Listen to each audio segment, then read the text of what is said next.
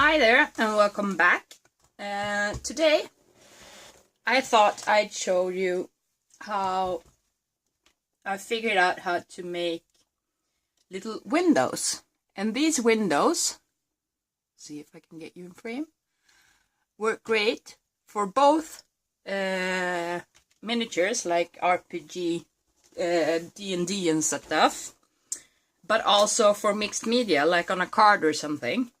And I'm doing them really thin, as you can see, to be able to put acetate in between two of them and glue them in to act as a window. And these are just made from polymer clay and baked.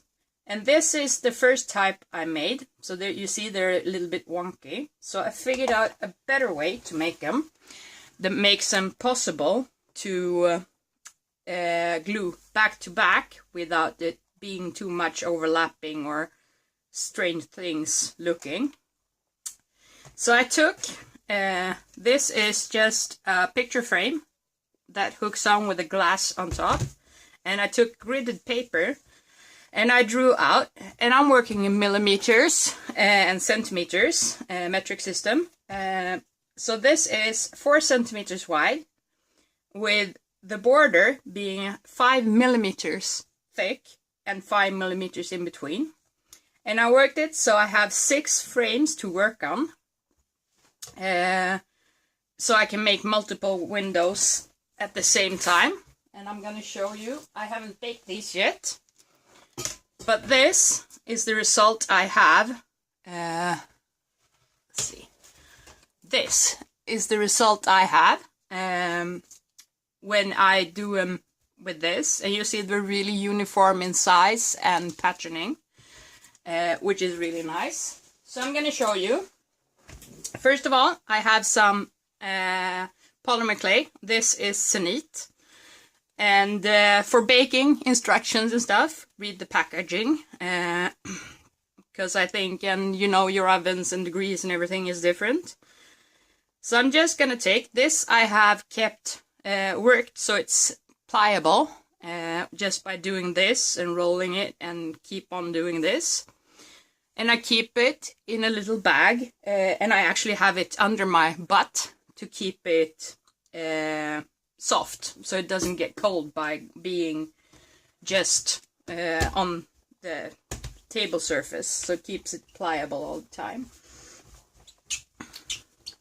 And I take a piece and I just go in and I roll it out, and you get the hang of it. The outer parts of these, let's see, this part of these, it really doesn't matter if it's straight because we're going to cut it, or if it's this thick. But the inner parts, it becomes more important. And the tools I'm using for this is this picture frame, a non-stick mat, or you can use a baking sheet or whatever. It doesn't, just something that it doesn't stick to. You can use acetate or something to work on as well. I'm going to use a pasta machine, but you can use just a pin or something, a bottle or something to roll it out. I just have a pasta machine for my polymer clay. I'm going to use a polymer clay blade. This one is with safety guard, and it's a stiff blade. To cut them loose from the glass here, I'm going to use a soft blade. And to get the texture so it looks, see if I can get it to focus, so it looks like this wood texture, this is what I'm using. It's like a dentist pick tool, but you can use a toothpick or something, a needle or something like that. I just have it, so I use it. So I've taken this and I've rolled it out, and it's about, I don't know, 1/4 or 1/3 of a centimeter, so 3 millimeters or thereabout. And I'm just gonna take my pasta machine and take my little snake and roll it out. So I need to go like this.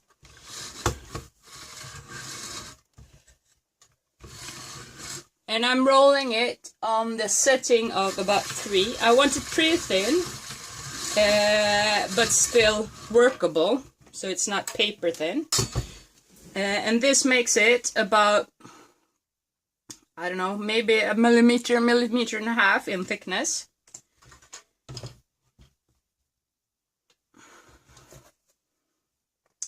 And then I take my glass plate. Let's see, so you have it somewhat straight. And I just pop it down and try to keep the inner straight lines nice. Then I just use my blade to cut it off. And I try to go, and you're going to see my head now because I need to line it up. And I try to go the same way all the time. And here I just continue and I put it a little bit over the clay already down. So it has some bonding points. And here I have a piece of this clay that is already thinner, but I'm gonna pull it so I can get it the thickness I want. So that's 5 millimeters. And I'm just doing the same thing. And I'm careful. Now you're gonna see my head again. When I'm cutting it, so I don't cut too far down in this clay and separate it. And I will do this to all of these 6 window frames at once, this process. And just in between while I'm doing it, while it's still, because it gets cold from sitting on the glass plate, since glass plate doesn't carry heat very well. And then I go in and I decide how I want my beams or logs or wood pieces to be. And I usually do this after I have textured it, but just for reference. So there's always gonna be 2 longer pieces on the outside and 2 shorter pieces. And on the inside frame, there's gonna be 1 long piece and 2 smaller pieces, as it looks. And then I go in and I just texturize it. And it's simple, and I'm not pushing super hard, but I'm also not pushing. I'm making sure that I get texture, and I'm going in the same direction, but I'm keeping my lines not super straight, so I still get some liveliness to the wood grain that will show up later on when I paint this. And if it becomes like this, and usually when I'm doing this, I'm sitting more over it so I can see the lines from up top, which keeps it better in lines, so to speak, if that makes sense. So I do this, and I'm almost done. You see, it doesn't take that long. And same time as I'm doing this, I'm also making sure to mush in the overlapping pieces of clay to make sure that they are fused together nicely.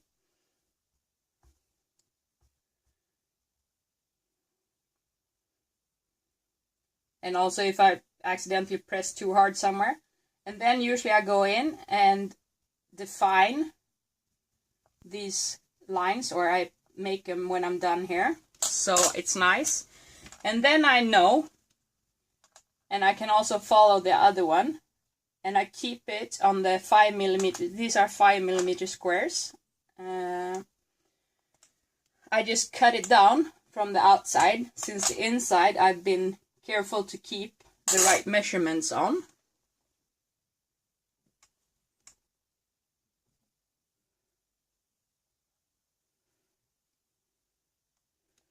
And I just use the lines that continue on either side to line up my knife and just push down and take it off. And if I see that it's taken off a little bit too much, like right here, I just take one of the pieces, I just cut off and put it back, or like stick it back in.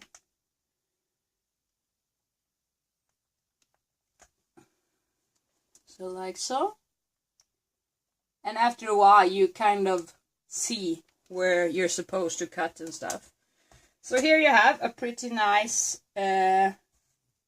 sized window to use